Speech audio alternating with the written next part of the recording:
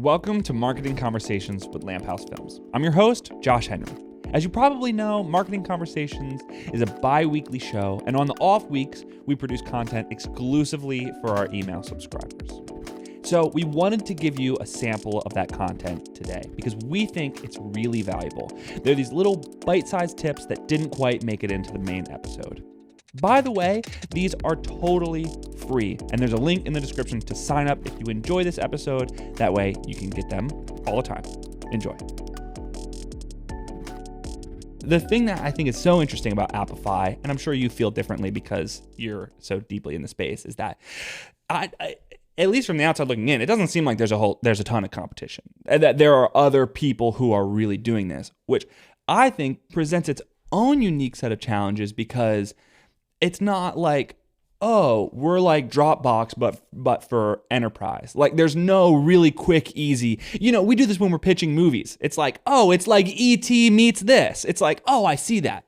But when you have something so unique, now not only do you have to sell it, but you have to educate at the same time. So, what has that been like for you guys, and how does that affect your marketing strategy? Yeah, no, it's such an important distinction because I think, building a category, being early in a category is very hard, but it requires different marketing. We can't just kind of like, oh, okay, Looker, we were in BI, there's 1,000 BI. We just need to define what's our flavor of business intelligence versus the competition.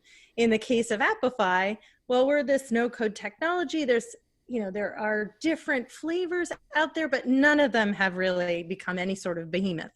And, so then it becomes, in fact, we look at Marketo in the early days. So nobody knew what marketing automation was. Well, hard to even imagine that time, but they didn't. So what did Marketo have to do to create and educate all marketing people that this was an important and necessary tool that all marketers should have? So we think about it as, oh, we need to be doing content marketing. We need to be doing, learn more about no code, whether it's writing papers or educational content or videos or webinars, or it's all about helping people understand the boundaries of what we do. And then hopefully, get some of our customers to then tell their stories so that you can not only say, oh, I'm educated as to what this new technology is, and I can see the outcome that these companies are getting by using this new technology. And so that's our goal. Our hope is to start, really building that core content marketing strategy, because it is not necessarily clear. This is a new technology area. This is like, I guess 15, 20 years ago, Marketo, where people would go, oh, is that a thing? I didn't think that was a thing. How interesting. So that's kind of what we're doing today. And is that where a lot of your leads are coming from?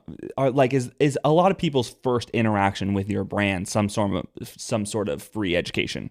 Yeah, some sort of content. Yeah, and what's interesting is we've seen over the last year that what people are interested in has shifted. So, and partly it's pandemic related. So near the end of this year, we had some pieces that were, being ready for the next disruption, or your readiness for the next year, or things like that. That really resonated. There was a lot of people going, okay, phew, we made it through 2020.